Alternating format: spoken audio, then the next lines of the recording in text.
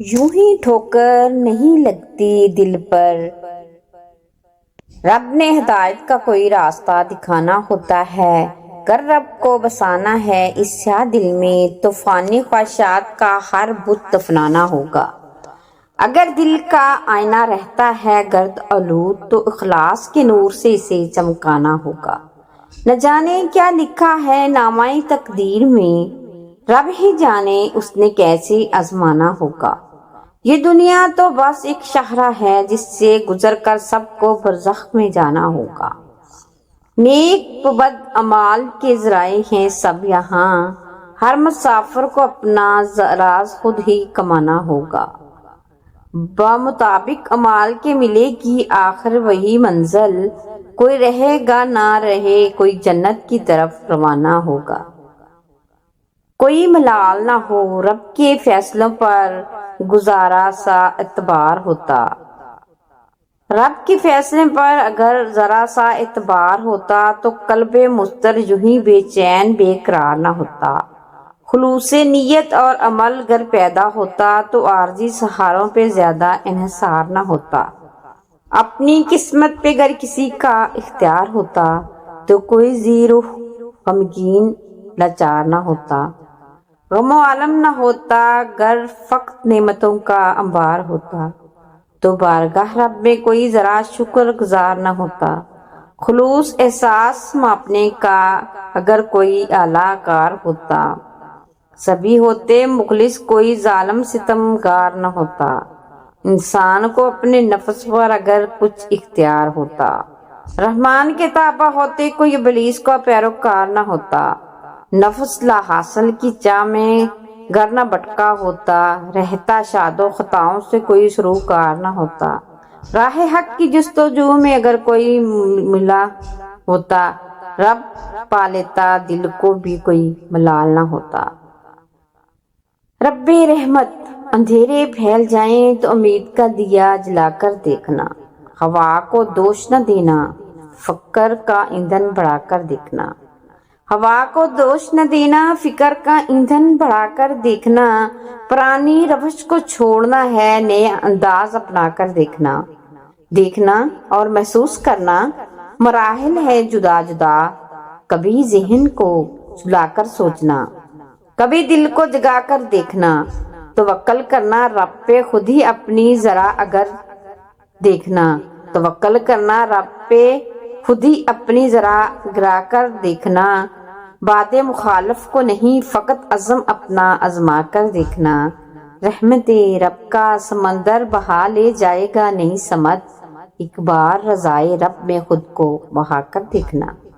آسان نہیں کس کے دکھ کو اپنے دل میں سمونا، آسان نہیں کسی کے دکھ کو اپنے دل میں سمونا، ترسی کے جذبات کو پرتاثیر الفاظ میں پرونا۔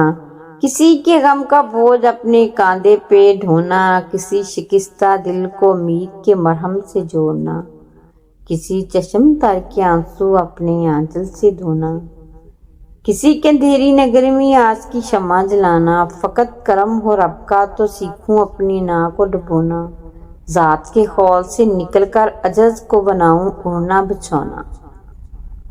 علم اور عمل میں رابطہ بڑا گہرا سا، یہ فرمانے رب بندے کی سمجھ آ سکا۔ جستجو ہدایت کی کیسے کریں جو کلام رب کی تصویر بھی نہ پا سکا۔ یہ جستے خاکی سے لحد خاکی کا سفر، انداز سفر ہر کسی نے الگ بنا لیا، انداز سفر ہر کسی نے الگ اپنا لیا۔ کسی نے دل میں بسا لی ساری دنیا، کوئی اپنی ذات سے باہر نہ جا سکتا۔ اے مالک دل گرفتہ طلبگار رحمت، کبھی حق بندگی ہی نہ پہچان سکا۔ تمام عمر سہل عمل سے رہنا نہ آشنا، نادم رخت سفر بھی کچھ نہ بچا سکا۔ لازم ہے فکر دو جہاں، درگزر کر کے سب معاملات چکا لو اس جہاں میں۔ اس جہاں تک کچھ گیا تو معاملہ بہت اوپر تک جائے گا۔ خوف مفلسی ناکامی ہے خطرہ ایمان اے دل، ایمان گر تو جلا ہوا تو بال جاں بن جائے گا۔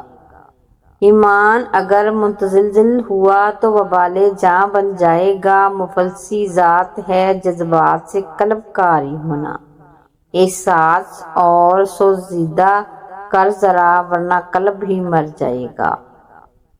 دکھاوا ظاہری اور شوخی باتی ہے، دل کو بہت حد سے زیادہ نہ بڑھے ورنہ ایمان ناقص جائے گا۔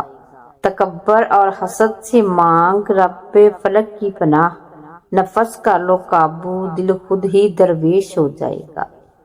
کچھ ایسے نیک اعمال کے روشن چراغ جلاتے چلو کہ موت کی راہ پر چلتے وقت طریقی کا احساس نہ ہو۔ پرخلوص رشتوں کو محبت کی تازگی سے نبھاتے چلو کہ وقت اجلے دعائیں دینے والا کوئی اپنا پاس تو ہو۔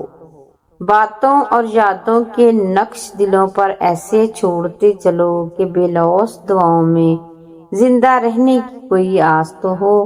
حکم رب آئے تو اس شان سے دنیا فانی سے کوچ کر چلو، ایسا سکوت رہ جائے کہ ایک مدت تک دنیا اداس تو ہو۔ زندگی آسان ہو گئی ہے، میں نے زندگی کو آسان بنا لیا۔ پتہ ہے کیسے؟ کیونکہ میں نے لوگوں سے امیدیں لگانا چھوڑ دی۔ یقین جانیں اس سے زندگی آسان ہو گئی ہے۔ شکوے شکایت کم کر دی ہیں، جو ساتھ چلتا رہا اسے روکا نہیں، جو رک گیا اسے ساتھ چلنے کا کہا نہیں، جس نے ہاتھ بڑھایا اسے تھام لیا، جس نے دامن چھڑایا اسے خدا حافظ کہہ دیا۔ اس کے ساتھ اللہ پر یقین بڑھ گیا اور زندگی مطمئن اور پرسکون ہو گئی۔ خوشی کیا ہے؟ دراصل کیا ہوتی ہے؟ خوشی مسائل کا نہ ہونا نہیں ہے، بلکہ پریشانی کی صورتحال کو آسانی سے قبول کرنے میں ہے۔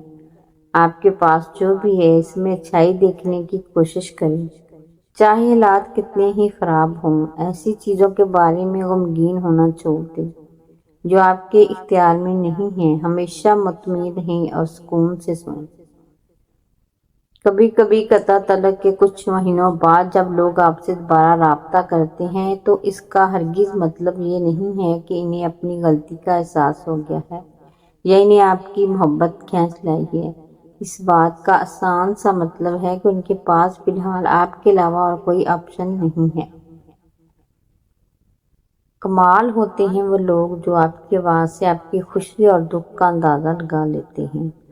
سکھ میں جو کام آئے وہ رشتے ہوتے ہیں اور جو دکھ میں کام آئے بوجھ ہیں، جو مکہ کی سرزمین پر آپ کو سناتے ہیں، کعبہ سے لپٹ کر آپ کو بتاتے ہیں، حرم کے فرش پر سر رکھ کر خود کو آزاد کرنا دینا۔